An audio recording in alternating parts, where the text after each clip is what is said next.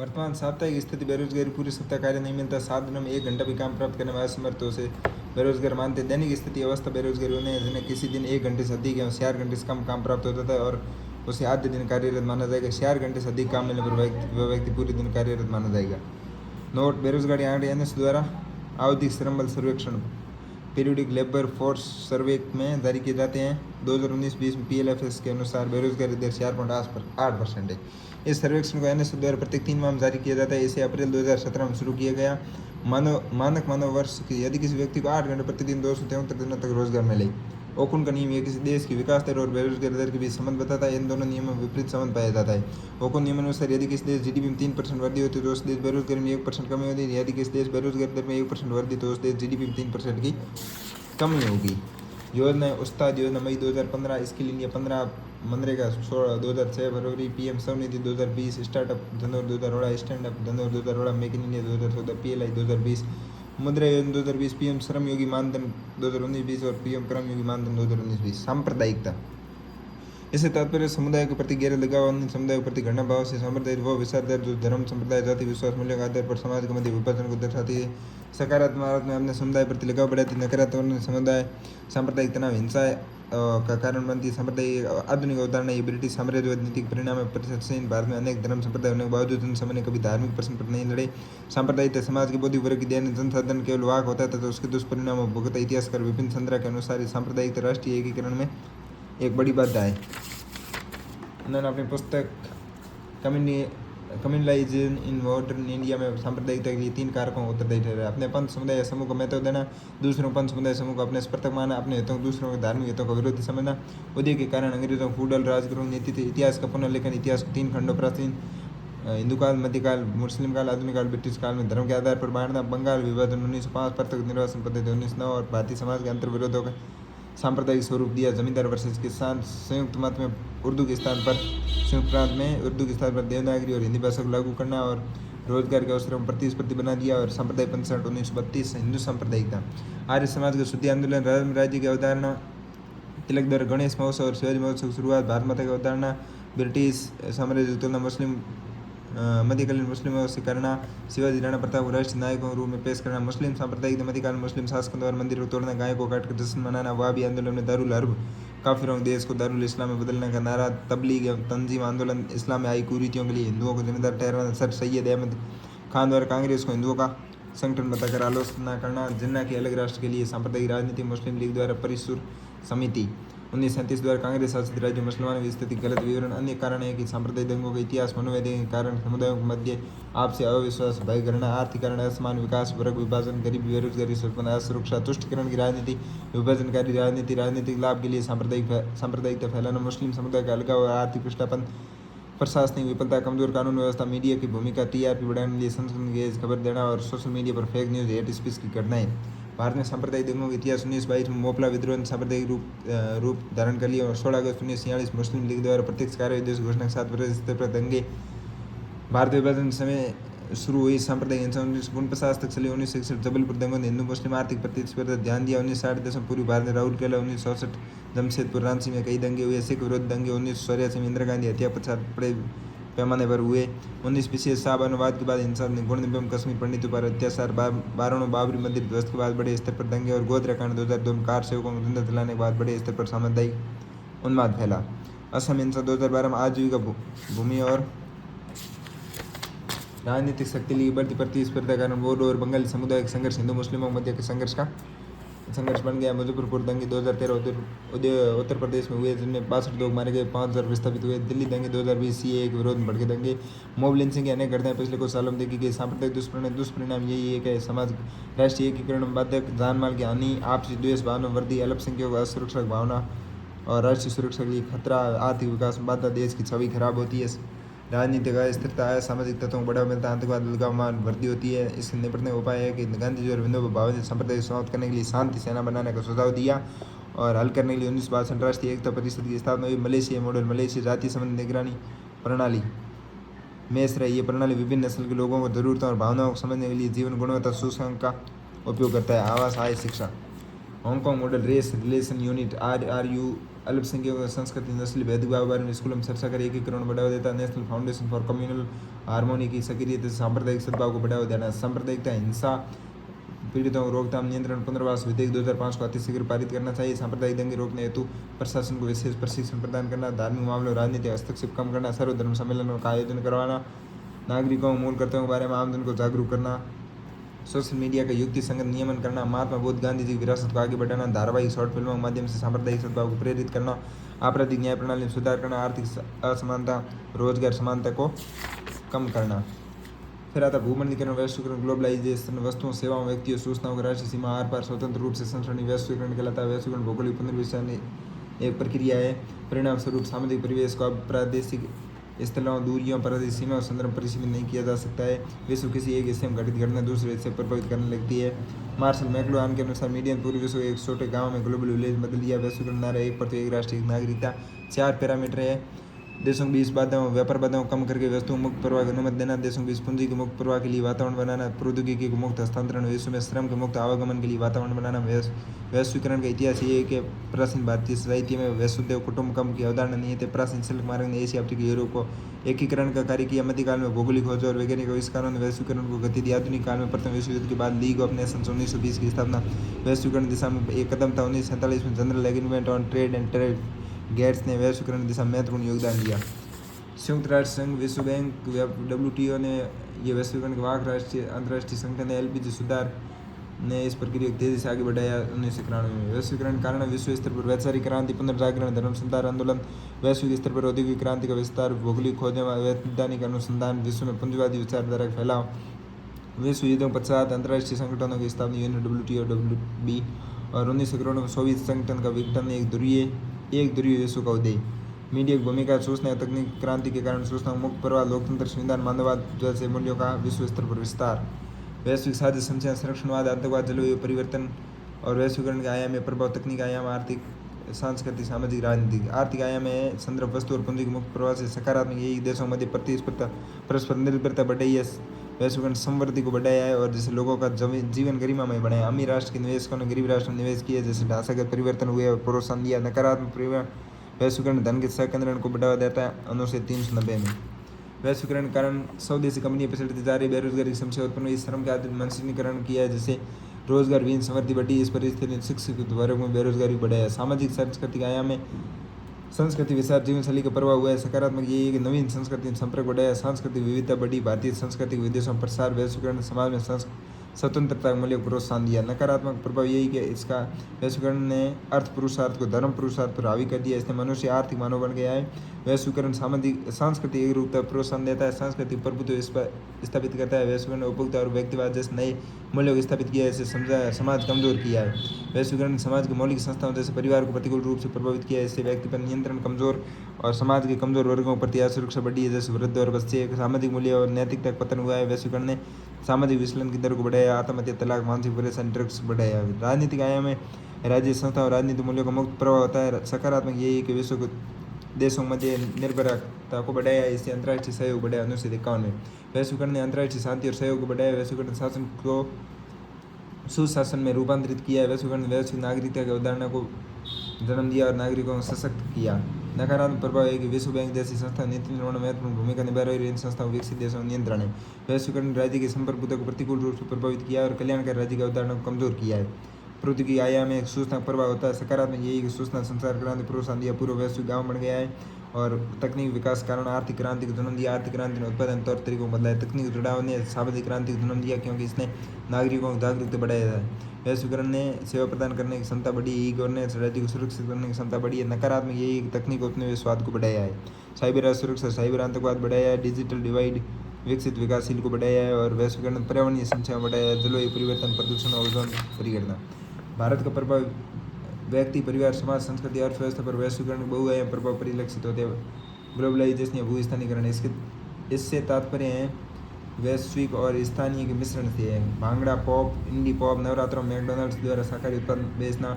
Globalisation इससे तात्पर्य ऐसे बड़े महत्वाकांक्षी संगठन या देशों क्रियाकलापों से जो वैश्विक स्तर पर अपने प्रभाव और लाभ में वृद्धि के लिए स्वयं को स्थानीय स्तर पर थोपने का प्रयास करते हैं। भारतीय संस्कृति पर प्रभाव वैश्विक परिदृश्य में संलग्न बढ़ाया। अंग्रेज बोलने वालों की संख्या वृद्धि हुई। क्रिसमस वैलेंटाइन फ्रेंडशिप डे के सलाम में वृद्धि हुई है। विवाह में कमी, तलाक में वृद्धि, लिव इन रिलेशन में वृद्धि, हॉलीवुड फिल्मों के प्रति आकर्षण, पिज्जा, बर्गर, चाउमीन जैसे भोजन पदार्थ सेवन बढ़ा, भारतीय संस्कृति का विश्व स्तर पर प्रसार हुआ, इंडो वेस्टर्न परिधान में नई श्रेणी विकसित हुई, योग, आयुर्वेद दवाओं का विश्व स्तर पर बढ़ता उपयोग, महिलाओं पर प्रभाव सकारात्मक, यही एक महिलाओं की शिक्षा, स्वास्थ्य संकेतों में वृद्धि हुई है, रोजगार अवसरों में वृद्धि, आर्थिक अवसरों के कारण आत्मनिर्भरता एवं आत्मविश्वास में वृद्धि, नारीवादी आंदोलनों का विस्तार हुआ है, महिलाओं के विरुद्ध अपराधों में कमी में, नगरीकरण के कारण महिला स्वतंत्रता में वृद्धि, दृष्टिकोण परिवर्तन कारण single mother, live in relationship और गर्भ निरोधक उपयोग के प्रति समाज स्वीकृति बढ़ी, नकारात्मक, यही घरेलू या बाहर कार्यों का दोहरा बोझ पड़ रहा है, पुरुष की तुलना में कम वेतन, कार्यस्थल पर शोषण और सोशल मीडिया माध्यम से अपराधों में वृद्धि और उपभोक्ता संस्कृति कारण महिलाओं को वस्तुकरण, युवाओं पर प्रभाव, यही एक युवाओं तकनीक शिक्षा अर्जन का आकर्षण बढ़ा है, विदेश में जाकर शिक्षा ग्रहण करने चलन बढ़ा है, जाकर रोजगार प्रवृत्ति वृद्धि हुई, तकनीक उपकरणों को प्रयोग वृद्धि हुई है, सकारात्मक फैशन आयामों को ग्रहण करना, शहरीकरण वृद्धि, एकल परिवारों में वृद्धि, नकारात्मक उपभोक्तावादी संस्कृति, युवाओं में चलन बढ़ाए, संयुक्त परिवार का विघटन, ऑनलाइन गेमिंग की आदत में वृद्धि और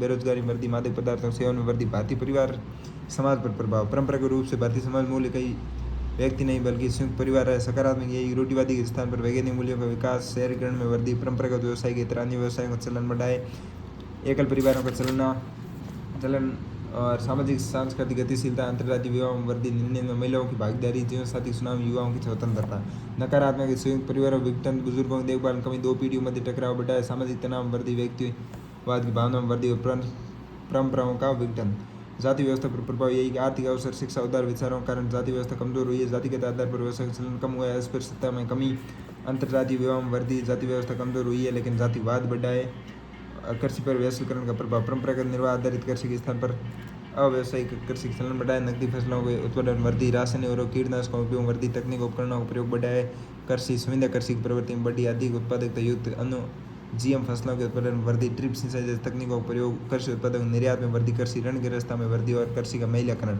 वैश्वीकरण का पर्यावरण पर प्रभाव, प्रकृति में समस्त मानव की आवश्यकता पूर्ति के लिए पर्याप्त संसाधन लेकिन लालच के लिए नहीं, गांधी जी नकारात्मक, यही है उपभोक्तावादी संस्कृति कारण पर्यावरण संस्थान, अंधाधुंध दोहन, प्रदूषण और जलवायु परिवर्तन में समस्याएं देखिए बढ़ती हुई है, विकास नाम पर वनों की कटाई और वन्य जीव जंतुओं प्रजाति पर विलुप्ति के खतरा, महासागरीय अपशिष्टों में वृद्धि, शहरों में कंक्रीट के जंगलों का विस्तार हुआ है, सकारात्मक, यही एक यूनियो के माध्यम से पर्यावरण संरक्षण की दिशा में प्रयास और सतत लक्ष्यों एसडीजी की अवधारणा को अपनाना, यूएनईपी, आईयूसीएन, डब्ल्यूडब्ल्यूएफ जैसे समूहों का अध्ययन और नवीकरणीय ऊर्जा संसाधनों विकास पर जोर, निष्कर्ष, वैश्वीकरण पूरी तरह से न तो वरदान नहीं अभिशाप, हमें से अलग नहीं हो सकते, अतः वसुधैव कुटुंब का मूल्य बढ़ावा देना होगा क्योंकि ये दुनिया को प्रत्येक पहचान के साथ एकजुट करता है, पश्चिमीकरण, संस्कृतिकरण तथा पश्चिमीकरण, सामाजिक परिवर्तन, एक महत्वपूर्ण प्रक्रिया, 150 वर्षों ब्रिटिश शासन परिणाम स्वरूप भारतीय व्यवस्था को क्रांतिकारी परिवर्तन हुए हैं जिसके साथ नई तकनीक, नए ज्ञान, नए विश्वास, नए मूल्य, नए संस्थान लेकर आए, जैसे भारतीय समाज पश्चिमीकरण की प्रक्रिया शुरू हुई। एम एन श्रीनिवासन के अनुसार पश्चिमीकरण संदर्भ भारतीय समाज और संस्कृति में 150 वर्षों को औपनिवेशिक शासन परिणाम स्वरूप हुए बदलावों से है। योगेंद्र सिंह के अनुसार मानववाद बुद्धिवाद पर जोर देना पश्चिमीकरण है जिसने भारत में संस्थागत तथा सामाजिक सुधारों का सिलसिला प्रारंभ कर दिया। पश्चिमीकरण एक ऐसी प्रक्रिया है जो समाज पश्चिमी संस्कृति, पश्चिमी मूल्य, पश्चिमी विचारधारा और पश्चिमी जीवन शैली को अपना दिया है तो उस प्रक्रिया को पश्चिमीकरण कहा जाता है। पश्चिमीकरण के आयाम, आंतरिक आयाम है पश्चिमी मूल्य, समानता, स्वतंत्रता, बंधुता और पश्चिमी विचारधारा, लोकतंत्र, तार्किक, वैज्ञानिक। बायां पश्चिमीकरण, पश्चिमी संस्कृति, पश्चिमी जीवन शैली, बोली, खान पान, पहनावा, उत्सव। पश्चिमीकरण का राष्ट्रीय आंदोलन में प्रभाव, पश्चिमीकरण स्वतंत्र और स्वतंत्र मूल्य का एहसास करवाया। इसने राष्ट्रीय नेताओं को मिल, रूसो, वोल्टेयर, स्पेंसर और बर्ग आदि जैसे विचारकों के दर्शन से परिचित कराया और बुद्धिजीवियों की तरह के औजारों से लैस किया। उन्होंने अंग्रेजी, फ्रेंच और अमेरिकी क्रांतियों के कारणों और प्रभावों की क्षमता जिस कारण उन्होंने दमन कर ब्रिटिश राज से लड़ाई की। पश्चिमीकरण ने ज्ञान के द्वार खोले, आधुनिक शिक्षण ज्ञान को सुलभ बनाया। मध्य युग के पुनर्जागरण आंदोलन बाद यूरोप में ज्ञान का विकास हुआ। इसने भारतीय बुद्धिजीवियों की मानसिक स्थिति का विस्तार किया। सभी के लिए शिक्षा, भारतीय समाज के लिए ब्रिटिश सरकार ने जाति एवं पंथ के बावजूद भारतीय समाज के सभी वर्गों के लिए शिक्षा का द्वार खोल दिया है। उस समय प्रचलित कुप्रथाओं, अर्थात 80% महिलाओं के साथ अमानवीय व्यवहार, सती प्रथा, बहुविवाह पर प्रकाश डाला। समाज सुधारकों, बुराइयों, कर्मकांडों, अंधविश्वास पर ध्यान आकर्षित किया और देश की सामाजिक, राजनीतिक, आर्थिक समस्याओं वाले उपाय भी बताए। बुद्धिजीवी ने खंडित, गरीबी, त्रस्त, अंधविश्वासी, कमजोर, उदासीन, पिछड़े और अंतर्मुखी समाज में से एक आधुनिक, खुले, सांस्कृतिक रूप से समृद्ध और शक्तिशाली भारत निर्माण की जिम्मेदारी ली। इन प्रयासों के परिणाम स्वरूप सती प्रथा दास तक समाप्त कर दिया गया। कन्या भ्रूण हत्या प्रथा में काफ़ी हद तक कमी आई है। पश्चिमीकरण के सकारात्मक प्रभाव सामाजिक क्षेत्र में जाति आधारित भेदभाव कम हुए हैं, सामाजिक बुराइयों कम किया गया है, समानता स्वतंत्र मूल्य स्थापित हुए हैं, औपचारिक मूल्य आधारित शिक्षा व्यवस्था प्रारंभ हुई। राजनीतिक क्षेत्र में कानून का शासन, लोकतंत्र, शक्ति का प्रतिक्रमण, संविधान में शक्ति के विभाजन, संसदीय व्यवस्था और आर्थिक क्षेत्र में औद्योगिकरण, तकनीकीकरण, नगरीकरण, रेलवे, कला एवं संस्कृति में रोमन एवं गौथिक शैली का विकास, आधुनिक क्षेत्रकला का विकास, पर्दा के बाजार चित्रकरण, धार्मिक क्षेत्र, धार्मिक तार्किकता, धार्मिक सुधार आंदोलन, पश्चिमीकरण नकारात्मक प्रभाव, पश्चिमीकरण सांस्कृतिक विखंडन, सांस्कृतिक वर्चस्व, सांस्कृतिक संघर्ष, सांस्कृतिक उपनिवेश और सांस्कृतिक गुलामी को स्थापित किया। पश्चिमीकरण व्यक्तिवाद, भौतिकवाद और उपभोक्तावाद को प्रोत्साहन किया। ऐसे भारतीय समाज सामूहिक चेतना तेजी से कमी हुई है। पश्चिमीकरण ने मानव को भौतिकवादी बना दिया और पर्यावरण निम्नीकरण को प्रोत्साहित किया है। भारत में निजीकरण, उदारीकरण और वैश्वीकरण को प्रोत्साहन दिया है, जिससे आर्थिक असमानता उत्पन्न हुई है। सामाजिक सद्भाव कम हुआ है, कम होता है सामाजिक सद्भाव का परिणाम नक्सलवाद, जातिवाद, सांप्रदायिक क्षेत्रवाद है। पश्चिमीकरण ने परिवार एवं विवाह को प्रतिकूल रूप से प्रभावित किया। पश्चिमीकरण विशेषताएं एम.एन. श्रीनिवास ने पश्चिमीकरण को निम्नलिखित विशेषता बताई। पश्चिमीकरण भारत में अंग्रेजों द्वारा आयातित सामाजिक, आर्थिक, राजनीतिक और सांस्कृतिक परिवर्तन है। पश्चिमीकरण ने भारतीय जनजीवन के विविध पक्षों को व्यापक रूप से परिवर्तित किया है। पश्चिमीकरण एक व्यापक बहुस्तरीय अवधारणा है। पश्चिमीकरण को अप्रत्यक्ष और प्रत्यक्ष दोनों रूपों में प्रभावित करता है। पश्चिमीकरण नैतिक दृष्टि तटस्थ अवधारणा है। इसका प्रयोग अच्छे बुरे के रूप में न होकर परिवर्तन को दर्शाने में हुआ है। पश्चिमीकरण का प्रभाव सभी पर समान मात्रा में नहीं पड़ता। पश्चिमीकरण जटिल अवधारणा है जिसका आंकलन कठिन है। पश्चिमीकरण किसी व्यक्तित्व के एक पक्ष आंशिक या पूर्ण रूप से प्रभावित करता है, उसी अवधि में उसके व्यक्तित्व का दूसरा पक्ष इससे अप्रभावित रहता है। फिर आता है संस्कृतिकरण। सबसे पहले यह अवधारणा भारतीय समाजशास्त्री एम.एन. श्रीनिवासन दी। उन्होंने अपनी पुस्तक दक्षिण भारत के कुर्गों के बीच धर्म और समाज में संस्कृति अवधारणा में श्रीनिवासन लिखते हैं, संस्कृतिकरण ऐसी प्रक्रिया जिसके द्वारा निश्चित जाति या कोई अन्य समुदाय अपने रीति रिवाजों के तरीकों उच्च जाति या द्विज जाति की दिशा में बदल देता है। संस्कृतिकरण अवधारणा से माना जाता है कि जाति व्यवस्था जन्म आधारित एक कठोर व्यवस्था जिसमें परिवर्तन संभव नहीं है। इस तथ्य की पुष्टि समाजशास्त्री मजबूदार और मदन ने की। उन्होंने कहा कि जाति एक बंद वर्ग है। एम.एन. श्रीनिवास देगा कि जाति की लचीली व्यवस्था है, इस व्यवस्था में गतिशीलता संभव है और यह आवश्यक नहीं कि प्रत्येक जाति स्थिति के लिए हमेशा के लिए निश्चित रहे। संस्कृति उदाहरण विश्वकर्मा समाज जंगड़ी द्वारा शर्मा सरनेम का प्रयोग, भील, संताल और गौड़ जनजातियों हिंदुओं में सम्मिलित होना, शको, कुषाण जैसे विदेशी आक्रमणकारियों हिंदुओं में शामिल होना, प्रबल जाति, प्रभु जाति और dominant caste. M N. Srinivas के अनुसार किसी गांव में आर्थिक राजनीतिक दृष्टि से प्रभावशाली जाति जिसकी कर्मकांडी स्थिति हो सो प्रभु जाति कहलाती है। इस जाति की परंपरा के रूप से जाति श्रेणी में उच्च होना आवश्यक नहीं है। किसी जाति जनसंख्या में अधिकता, भूमि पर अधिकार, शिक्षा, सांस्कृतिक परिस्थिति जैसे कारण भी उस जाति को प्रबल जाति का दर्जा दिला सकते हैं। उदाहरण गुजरात, पटेल और महाराष्ट्र मराठा। संदर्भ समूह ऐसा समूह जिसका कोई व्यक्ति सदस्य तो नहीं है लेकिन बनना चाहते संदर्भ समूह कहलाता है। अग्रिम समानीकरण या एंटीसिपेटिंग सोशलाइजेशन मर्टन के अनुसार वह प्रक्रिया जिसके माध्यम से कोई व्यक्ति या समूह संदर्भ समूह के रीति रिवाज, कर्मकांड, मूल्यों को पहले से ही सीखना प्रारंभ कर देता है। अग्रिम समानीकरण कहलाता है। विसंस्कृतिकरण संस्कृति से यह संस्कृति में विपरीत अवस्था है। इसके दो भागों में प्रथम, यदि कोई उस जाति अपने निम्न जाति की जीवन शैली, कर्मकांड अनुकरण करने लगती है विसंस्कृतिकरण कहलाता है। द्वितीय, जब उस जाति प्राचीन भारतीय संस्कृति तो छोड़कर पाश्चात्य जीवन शैली को अपनाने लगे तो वे विसंस्कृतिकरण कहलाता है। पुनर्संस्कृतिकरण योगेंद्र सिंह के अनुसार पश्चिमी शिक्षा शास्त्र या मूल्यों के प्रभाव स्वरूप जागृति आने पर भारतीय लोगों द्वारा पाश्चात्य संस्कृति त्याग कर भारतीय संस्कृति अपनाना पुनर्संस्कृतिकरण कहलाता है। रीसंस्कृताइजेशन इसकी विशेषता है संस्कृतिकरण की। ये एक लंबी अवधि तक चलने वाली प्रक्रिया, संस्कृति गतिशील अवस्था है, व्यक्तिगत प्रक्रिया न होकर सामूहिक प्रक्रिया, सार्वभौमिक प्रक्रिया जो सभी समाजों में पाई जाती है। निम्न जातीय ब्राह्मणों के साथ साथ अन्य प्रभुत्व संबंध जातियों के व्यवहार का अनुकरण करती है। संस्कृतिकरण को दो तरफा प्रक्रिया, निम्न जाति उच्च स्थिति को प्राप्त करने का प्रयास करती है जबकि उच्च जातीय महामारी से बचाव के लिए स्थानीय देवी देवताओं को पूजा करने लगती है। सांस्कृतिक प्रक्रिया में केवल पदमूलक परिवर्तन ही होते हैं, इसमें संस्थान पर परिवर्तन नहीं होते, अर्थात सामाजिक व्यवस्था में किसी प्रकार का परिवर्तन नहीं होता है। संस्कृतिकरण की प्रक्रिया हिंदू जाति तक सीमित न होकर जनजातियों में भी पाई जाती है। संस्कृतिकरण प्रक्रिया प्रोत्साहन देने वाले कारक प्राचीन काल में वेदाध्ययन और मंत्रोच्चारण पर ब्राह्मणों का प्रभुत्व या लेकिन वर्तमान में ये सभी वर्णों जातियों के लिए सुलभ है और जिससे संस्कृतिकरण को बढ़ावा मिला है। संसार व यातायात साधनों के विकास के कारण सामाजिक गतिशीलता बढ़ती, संस्करण में ऊपर उठने की चाहत और संविधान प्रदत्त प्रावधानों के अनुरूप निम्न जातियों के संरक्षण और नगरीकरण में वृद्धि, आर्थिक स्थिति में सुधार, औद्योगिकरण और शिक्षा, राजनीतिक शक्ति की प्राप्ति, अनुरूप विवाह के कारण भी संस्कृतिकरण को बढ़ावा मिला है। संस्कृतिकरण की उपयोगिता यह भारतीय समाज की संस्करण में होने वाले परिवर्तन और समझाने का प्रयास करती है। जनजाति को हिंदूकरण कर उन्हें समाज की मुख्य धारा जोड़ने का कार्य करती है। निम्न जातियों को अपनी पदमूलक स्थिति में परिवर्तन करने का अवसर प्रदान करती है। उस जाति को सर्वस्था पर प्रहार करती है और संस्कृतिकरण जाति भेदभाव कम करने का कार्य करती है। संस्कृतिकरण सामाजिक सांस्कृतिक गतिशीलता प्रभाव दर्शाती है। संस्कृतिकरण के प्रभाव सामाजिक, आर्थिक और धार्मिक जीवन शैली में।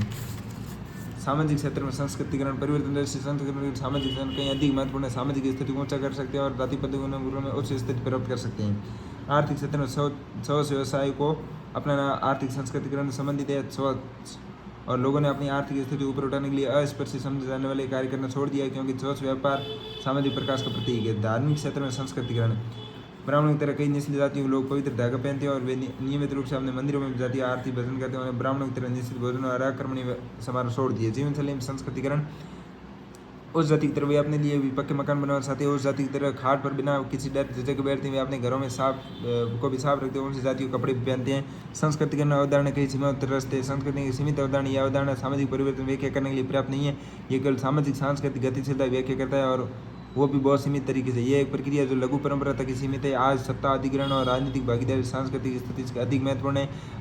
सांस्कृतिकरण से अंतर्वर्गीय शत्रुता तो हो सकती है, पर बुद्धिशाली जाति निम्न जाति के समूहों को अपने स्थान तक नहीं पहुंचने दे सकते। इन सभी आलोचनाओं के बावजूद हम संस्कृतिकरण की अवधारणा पूरी तरह से खारिज नहीं कर सकते, क्योंकि यह अवधारणा भारतीय सामाजिक व्यवस्था को समझने में, विशेष रूप से विभिन्न जातियों के बीच सामाजिक सांस्कृतिक गतिशीलता व्यापक रूप से समझने में मददगार रहेगी। हालांकि भारतीय संस्कृति की जटिल संरचनाओं को समझने में संस्कृतिकरण प्रक्रिया बहुत मददगार है। असंस्कृतिकरण, ये संस्कृति विपरीत प्रक्रिया रोष और प्रमुख जाति अपने स्वयं के रीति रिवाज छोड़कर निम्न जाति के रीति रिवाज अपना दी। जैसे मांसाहारी भोजन करना ब्राह्मणों द्वारा। आज उस जाति भौतिक लाभ और प्राप्त करने के लिए खुद को पिछड़े हुए देखा दिया। हरियाणा की जाट और गुजरात के पाटीदार आरक्षण की मांग कर रहे हैं। समाजशास्त्र, सोशियोलॉजी फ्रेंच शब्द सोशियोलॉजी से बना है, जिसमें सोशियस का अर्थ है समाज और लोगस का अर्थ है शास्त्र अध्ययन। फ्रांस विचारक ऑगस्ट कॉम्पटो को समाजशास्त्र का जनक कहा जाता है। आधुनिक समाजशास्त्र जनक मैक्स वेबर, व्यक्ति और क्रिया और उसकी प्रतिक्रिया, व्यक्ति दूसरे, क्रिया प्लस प्रतिक्रिया, अंतक्रिया प्लस उद्देश्य प्लस स्थायित्व, सामाजिक संबंध। समाजशास्त्र वह सामाजिक विज्ञान है जो सामाजिक संबंध और सामाजिक संस्थाओं, समूह, सामाजिक परिवर्तन, सामाजिक नियंत्रण, परिस्थितियों और सामाजिक भूमिका का अध्ययन सामाजिक समाजशास्त्री दृष्टिकोण करता है। किंग्सले डेविस के अनुसार समाजशास्त्र मानव समाज का अध्ययन है। जॉनसन के अनुसार समाजशास्त्र सामाजिक समूहों का विज्ञान है। समाजशास्त्र के उद्भव के कारण पुनर्जागरण, धर्म सुधार आंदोलन, इंग्लैंड में औद्योगिक क्रांति की शुरुआत, 1796 फ्रांसीसी क्रांति व मध्यम वर्ग का उदय, भौगोलिक व वैज्ञानिक खोज, राजतंत्र का लोकतंत्र की स्थापना, स्वतंत्र समानता बदलते विचारों का प्रभाव, शहरीकरण, औद्योगिकरण कारण नवीन समस्याओं की उत्पत्ति, भारत में समाजशास्त्री विचारों का विकास।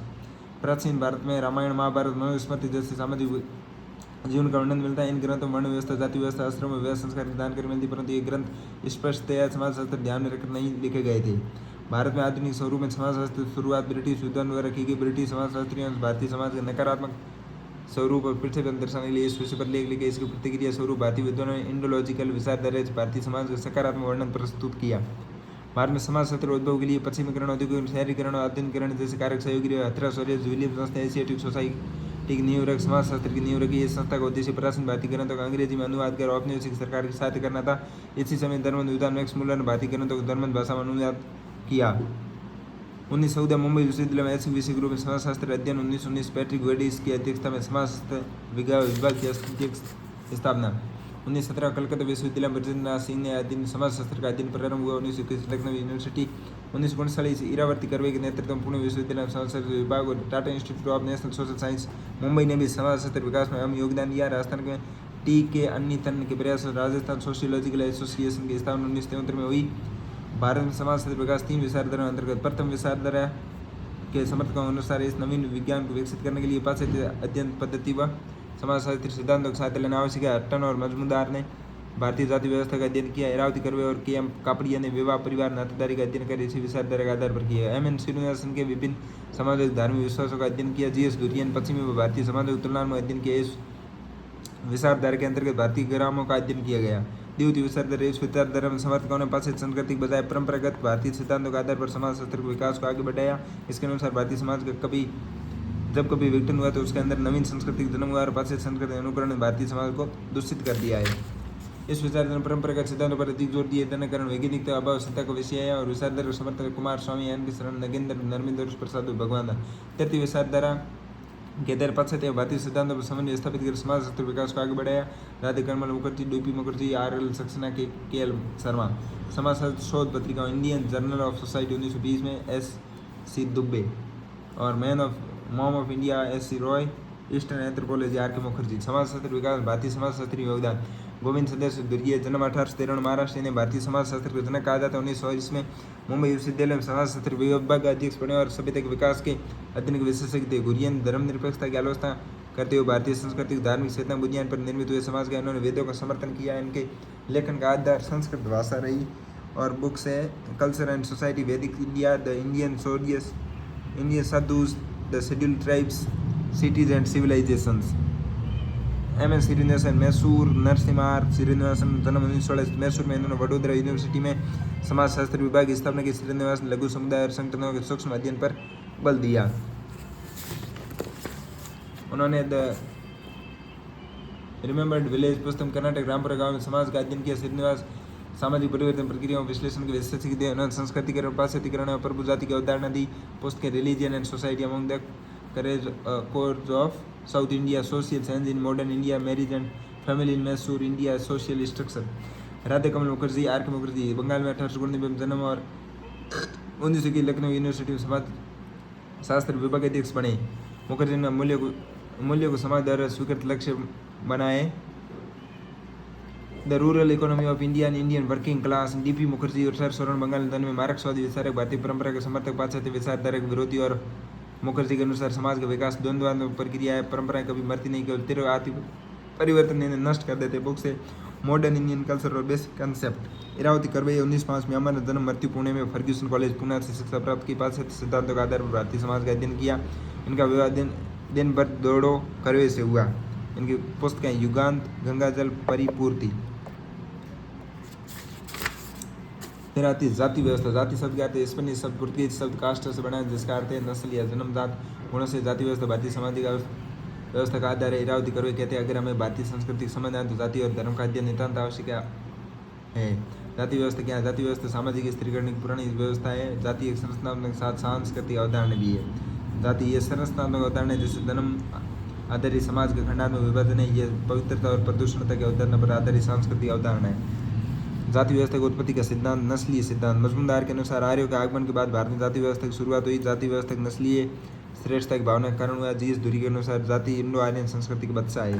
राजनीतिक सिद्धांत, जाति आर्यों के द्वारा खोजा गया चतुर उपकरण जिससे वह स्वयं को समाज के औसत पायदान पर रख सके। धार्मिक सिद्धांत यह है कि जाति ईश्वरी निर्मित है, जाति को श्रेष्ठ निर्माता प्रमाण बनाया है। मुख BKVS। व्यवसायिक सिद्धांत, एक नवीन व्यवसायों की उत्पत्ति के साथ जातियों की संख्या बढ़ गई है। विकास सिद्धांत, एक जनजातियों और बाहरी आक्रमणकारियों को समाज के मुख्य धारा में शामिल करने के बाद जातियों की संख्या बढ़ गई।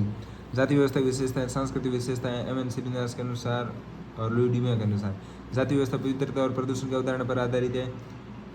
प्रत्येक जाति की विशिष्ट बोली, भाषा, खान पान, पहनावा, नृत्य, विवाह, आभूषण होते हैं जो उन्हें पसंद करते हैं। संरचना में विशेषता द्वितीय के अनुसार। जाति समाज का खंडात्मक विभाजन है। जन्म के आधार पर सदस्य को प्रतिबंध आरोपित कर दिए जाते। जाति व्यवस्था सामाजिक आर्थिक पदक्रम है, जहाँ कुछ जाति को विशेष अधिकार कुछ को निरयोग्यता आरोपित करती है। जाति के अंतर्विवाही समूह है। जाति में जन्मजात प्रतिबंधित और निश्चित होते हैं पैसे। जाति व्यवस्था परिस्थिति पर आधारित है। वर्ग और जाति में अंतर, वर्ण और जाति में अंतर। प्राचीनतम व्यवस्था है, संख्या कम, केवल 4 है। आधार गुण कर्म और खुली व्यवस्था है, विवाह प्रतिबंध नहीं। इसमें प्राचीन, संख्या अधिक, आधार जन्म, बंद व्यवस्था है, सहज। जाति व्यवस्था का महत्व, जाति व्यवस्था में राष्ट्र को सांस्कृतिक रूप से एकीकृत किया है। जाति व्यवस्था के कारण भारत में श्रम विशेषकरण को प्रोत्साहन किया। श्रेणी व्यवस्था समाज में सहयोग और सह अस्तित्व की भावना को विकास हुआ। आत्मनिर्भरता, समाज में उत्तरदायित्व और कर्तव्य के प्रति जागरूकता को बढ़ाया। जजमानी व्यवस्था, सदस्यों को सामाजिक और मानसिक सुरक्षा प्रदान की। बेरोजगारी से सुरक्षा, सदस्यों की सामाजिक पहचान सुनिश्चित करना। जाति व्यवस्था अपूर्ण, जाति व्यवस्था अलोकतांत्रिक व्यवस्था ही है। लोकतांत्रिक मूल्य, स्वतंत्र, समानता और बंधुता के विरुद्ध। जाति व्यवस्था सामाजिक प्रगति बात है क्योंकि वह संपूर्ण समाज को बांटती है, न कि समाज को जोड़ती है। जाति व्यवस्था राष्ट्र की एकता, अखंडता में बात है कि व्यक्ति विकास में बात है, आर्थिक विकास बात है, सांस्कृतिक विकास बात है, सामाजिक कुरीतियों को जन्म दिया है और जाति हिंसा और नक्सलवाद को जन्म दिया है। वर्तमान समय में जाति व्यवस्था भारतीय समाज कमजोर साथ मजबूत हो रही है। जाति व्यवस्था कमजोर हो रही है। सामाजिक अंतर्क्रिया, सामाजिक संबंधों के निर्धारण में जाति की भूमिका कमजोर हुई है। जाति आज व्यक्ति के जीवन में स्वतंत्र और नियमित नहीं कर रही है। अब जाति के आधारित पेशा भी कमजोर हो गया है। नियोग्यता और विशेष अधिकार की व्यवस्था में तीव्रता से गिरावट हो रही है। जजमानी व्यवस्था कमजोर हो चुकी है। पतिव्रता और प्रदूषण की अवधारणा कमजोर हो गई है। जाति पंचायतों का स्थान ग्राम पंचायतों ने ले लिया। जाति व्यवस्था कमजोर होने के पीछे कारण नव वेदांतिक आंदोलन, भक्तिवाद, सामाजिक धार्मिक सुधार आंदोलन, ब्रह्म समाज, आत्म समान आंदोलन, सत्य शोधक समाज, महाराष्ट्र में ज्योतिबा फुले, आर्य समाज, लोकतंत्र, संविधान, कानून व्यवस्था ने स्वतंत्र समाज, बंधु जैसे आधुनिक मूल्यों को स्थापित किया। औद्योगिकरण, शहरीकरण, नगरीकरण ने योग्यता को महत्व दिया और आधुनिक मुद्दे आधारित शिक्षा व्यवस्था और सूचना क्रांति और परिवहन क्रांति। जाति व्यवस्था मजबूत हो रही। जाति और राजनीतिक मध्य गठजोड़ मजबूत हुआ है। लोकतंत्र जाति को कमजोर नहीं बल्कि मजबूत किया। अंतर्विवाही समूह के रूप में जाति आज भी विद्यमान है। आज भी अधिकांश विवाह समान जाति नहीं होते हैं। जाति आधारित आरक्षण के कारण जाति की भावना मजबूत हो रही। कई जाति आधारित संगठन अस्तित्व में आ गए हैं जो अपनी जाति के प्रति सदस्यों की जाति भावना को मजबूत करते हैं। जातिवादी भावना रूप जाति मजबूत हो रही है। जाति और जजमानी व्यवस्था। जजमानी व्यवस्था जजमान और सेवक के बीच वस्तुओं या सेवाओं का आदान प्रदान का सामाजिक समझौता। ये एक सकारात्मक संविधा जिससे समाज में आत्मनिर्भरता है सेवक की भावना का विकास हुआ है। वहीं दूसरी ओर नकारात्मक संविधा थी क्योंकि सेवक को कभी अपनी सेवा का उचित मूल्य नहीं मिलता था। जातिवाद क्या है? जाति अपनी और जाति और उपजाति के प्रति अंध समूहनिष्ठा है जो अन्य व्यक्तियों के हितों को परवाह नहीं करता और केवल अपने समूह का आर्थिक सामाजिक आदि हितों को पूरा करने का प्रयास करता है। जातिवाद स्वस्थ सामाजिक न्याय के नियम समानता सार्वभौम बंधुत्व की अवहेलना करता है। जातिवाद समाज को तोड़ने का काम या प्रयास करती है। वर्ग व्यवस्था। वर्ण, गुण और क्रम। जाति जन्म से सामाजिक और सांस्कृतिक अवधारणा। वर्ग आय, शिक्षा, व्यवसाय, जीवन शैली और आर्थिक अवधारणा है।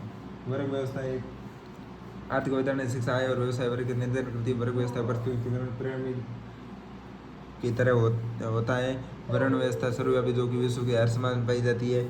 उच्च, मध्यम और निम्न वर्ग संख्या के आधार पर, आय के आधार पर अधिक, मध्यम और निम्न। शिखर पर कुछ व्यक्ति होते जो अधिकतम संपत्ति पर नियंत्रण होती है, वह सबसे नीचे गरीब होते जो जनसंख्या ज्यादा होती है लेकिन संपत्ति पर नियंत्रण क्षमता। क्लास एक अनावृत, आधुनिक और गतिमान प्रणाली जहाँ एक व्यक्ति अपने कौशल और प्रयासों के आधार पर अपनी कक्षा को बदल सकता है। प्रत्येक सामाजिक वर्ग का अपना विशिष्ट व्यवहार, विशिष्ट पसंद, मूल्य एवं जीवन जीने का तरीका होता है। फैशन, शॉपिंग, खाली समय। पूंजीवाद ने वर्ग व्यवस्था को बढ़ाया। कार्ल मार्क्स ने सामाजिक वर्गों को उत्पादन के साधनों से उनके संबंध परिभाषित किया। आधुनिक पूंजीवादी समाज में पूंजीपति और सर्वहारा दो प्रमुख वर्ग है। मैक्स वेबर मार्क्स की तरह एक और जन्म विचारक थे जिन्होंने समाज के वर्गीकरण में आर्थिक कारक के महत्व को देखा है।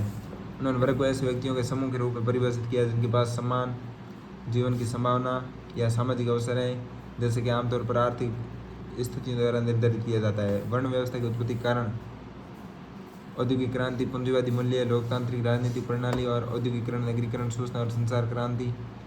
वर्ग के आयाम। आर्थिक वर्ग उच्च, मध्यम, निम्न। धार्मिक वर्ग हिंदू, मुस्लिम, सिख, राजनीतिक वर्ग IAS और शासक, प्रशासक, न्यायिक, पुलिस और आवास आधारित वर्ग, ग्रामीण, शहरी, व्यवसाय आधारित, किसान, मजदूर, शिक्षण, डॉक्टर, उद्यमी। जाति और वर्ग में अंतर। जाति है सांस्कृतिक अवधारणा, लोकतांत्रिक बंद व्यवस्था, प्रदत्त परिस्थिति, प्रतिबंधित व्यवसाय, नियोगिता और विशेष अधिकार, आधार, जन्म में पवित्रता, प्रदूषण, सहजाति विवाह। वर्ग आर्थिक अवधारणा, लोकतांत्रिक अवधारणा, खुली व्यवस्था, अर्जित परिस्थिति, प्रतिबंधित व्यवसाय, नियोगिता और विशेष अधिकार, अवधारणा नहीं, आधार, आय, शिक्षा, व्यवसाय, जीवनशैली, पवित्रता, प्रदूषण और सहजाति विवाह नहीं होते हैं, ये प्रदूषण नहीं होता है। जाति और वर्ग आपस में अंतर संबंधित है। SC/ST, अल्पसंख्यक, लोअर वर्ग का प्रकार। जातीय असमानता और लैंगिक असमानता कम करता है। समानता और स्वतंत्रता से आधुनिक लोकतांत्रिक मूल्य को बढ़ावा देता है। स्वस्थ प्रतिबद्धता और नवाचार को बढ़ावा देता है। आधुनिकीकरण की जड़ें गहरी करता है। लोकतंत्र को जीवंत बनाता है और आर्थिक विकास को तीव्र करता है। वर्ग व्यवस्था चुनौती एक बेरोजगारी और असतत विकास बढ़ावा देता है। दिशा पश्चिमीकरण बढ़ावा देता है। असमानता की जड़ें गहरी करता है। सामाजिक आर्थिक वर्ग जरूरत को लालच में इच्छा को आर्थिक हिस्सा बदल रहा है जिससे मानव विकास मनुष्य में बदल रहा है। मानव आर्थिक मनुष्य में बदल रहा है। भ्रष्टाचार और इसकी सामाजिक स्वीकृति को बढ़ावा मिलता है। डिजिटल डिवाइड को बढ़ावा मिलता है। भौतिकवादी, व्यक्तिवाद, उपभोक्तावाद मूल्यों को बढ़ावा देता है जो नैतिक पतन का कारण बनता है। पर्यावरण संकट को बढ़ावा मिलता है। फिर आता भ्रष्टाचार।